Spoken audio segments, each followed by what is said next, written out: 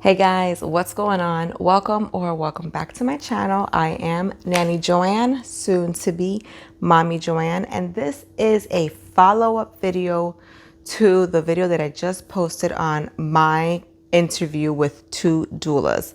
So if you haven't already watched that video, please pause this video and go back and watch that video, because this video is going to be a follow-up to my experience with the doula that I thought was the winner, and how she basically robbed me, and that brought me back to the conclusion where I'm like, yeah, this is why I don't want a doula. So my last video, I talk about how my experience with interviewing two doulas. The first one, not great, too businessy, not very nurturing, not very informative. And the second doula was phenomenal, interviewed amazingly. I even took one of her breastfeeding classes that she offered as part of her package. She was very generous and she sent me a book. It was great, but I did have a question that popped up after I had already signed her contract and sent her a deposit of $1,100, which is no small deposit in my opinion.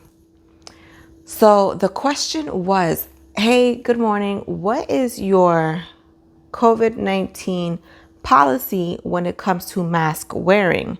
Now, in her contract, she mentions COVID, but the only thing that was mentioned COVID related was that if I or my partner test positive, she will not be there in person and will assist virtually. Okay, fine. So being that this specific question wasn't mentioned and she was, to be coming over to my home and we were going to be meeting face to face prior to me going to the birthing center, I wanted to know, are you going to be wearing a mask? Are you not going to be wearing a mask? And I told her, honestly, I would feel a lot more comfortable if I could see your face in all its beauty, be able to see your gestures, your smile. It's a better form of communication. I can understand you. I can read your lips better. I'm not like, I can't see you. Like, what are you saying? Like, if you can't feel comfortable around me, how am I supposed to feel comfortable around you? So I posed this question to her and she said, I wish you would have asked me this sooner. I do continue to practice safety precautions and I will be wearing a mask when we are in person. That's fine that she is practicing these safety protocols. However, that is not what I want. I don't want to be laboring, having a hard time understanding her, or not being able to see somebody's facial expressions. So I told her, it doesn't seem like our views are aligning with this. I would personally want you to not have a mask when in my presence, and being that this is not something that you're being flexible on, if you could please return my deposit. She said no. She basically flat out said no. And I was like, what do you mean no? I just sent you $1,100. Like, I need my money back so I can put this to better use. If I'm not going to be using you, give me my money back. What's the problem?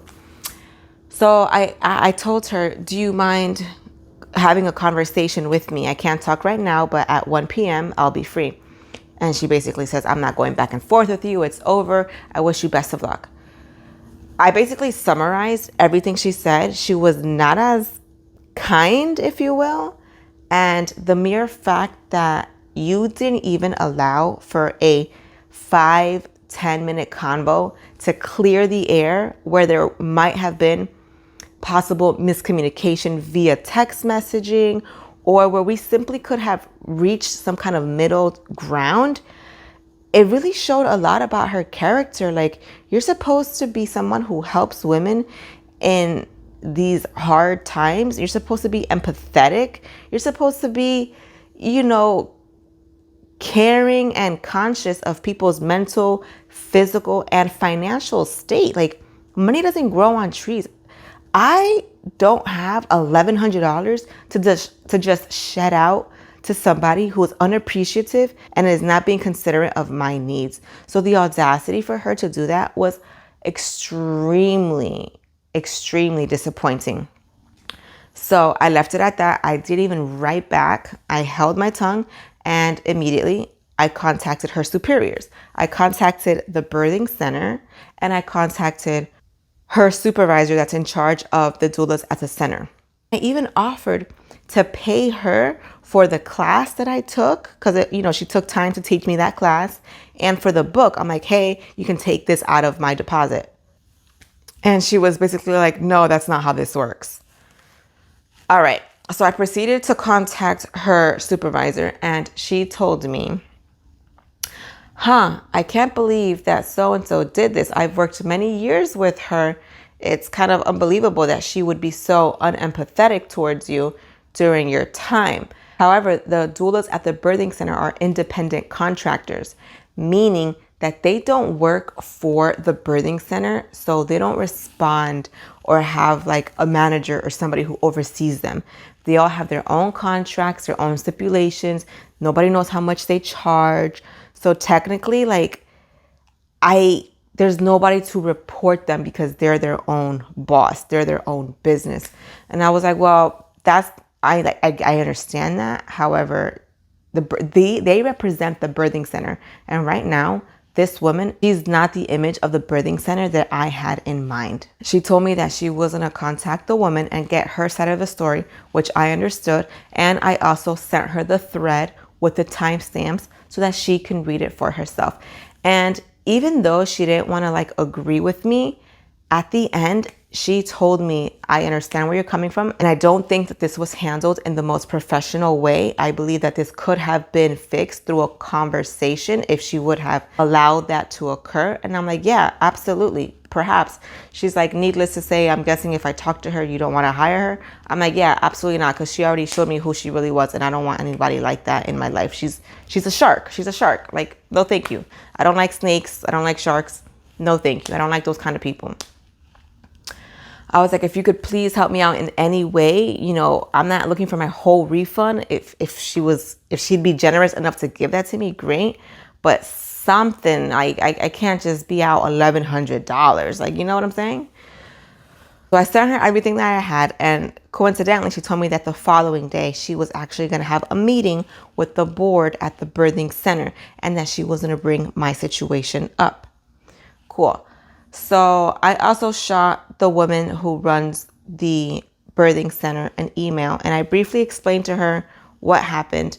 And the next day I get a phone call from the owner of the birthing center, and she tells me, hey, Joanne, I'm sorry that you went through this. What the birthing center is going to do is that we personally here will refund you the full amount of $1,100 so that you can use towards another doula or any other expenses that you might have for, your baby.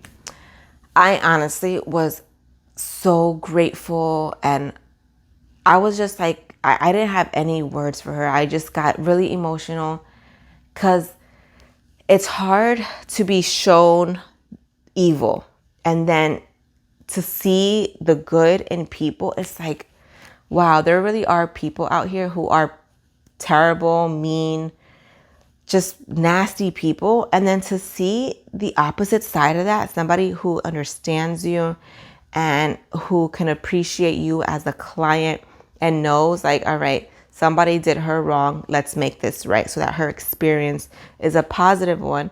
Because when hiring anybody, a doula, somebody working on your house, a tutor, a mechanic, don't make the same mistake as I made and just go simply off of first interviews, first impressions.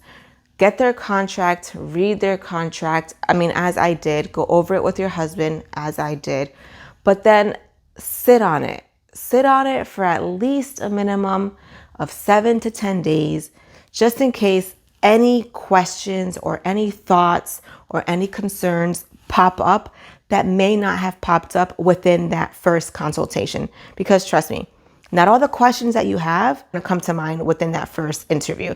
You're going to be like, wow, this is exciting. This is great. I love you already. You're hired. But then what if you have follow-up questions and they're like, oh, wait, I just hired you and I just signed everything. I had another question that wasn't answered. Like, I didn't see it in your protocol. I didn't see it in your contract. And they're like, well, you signed the contract. So, you're kind of like out of luck. At this point, I'm not going to hire a doula. I don't want to go down this path again. I never thought that they were necessary for me. I was just like, all right, let me see what the hype is about. For 20, she was charging me $2,200 for $2,200, and you're gonna be with me for maybe like 6 to 8 hours. That's good money right there. But I'll just save that, okay? I'll just save that. All right, guys, I hope that this video was useful. I know it's a little bit long, but I just wanted to let you know my honest experience. And moral of the story, don't make any rash decisions. Sit on it, think about it, contemplate it. If you have any additional questions that arise, ask them before you sign anything, and definitely before you put any money out there into the world that you're not really comfortable with losing. Make sure you've thought of everything under the sun, because some people are just really jerks and nasty and thieves. And once they got that money, that's all they care about. That's literally all they care about. They don't care about your financial status, your mental, your physical. They don't care. They got their money. All right, you're the one that's out of luck. I got my bread. Unfortunately.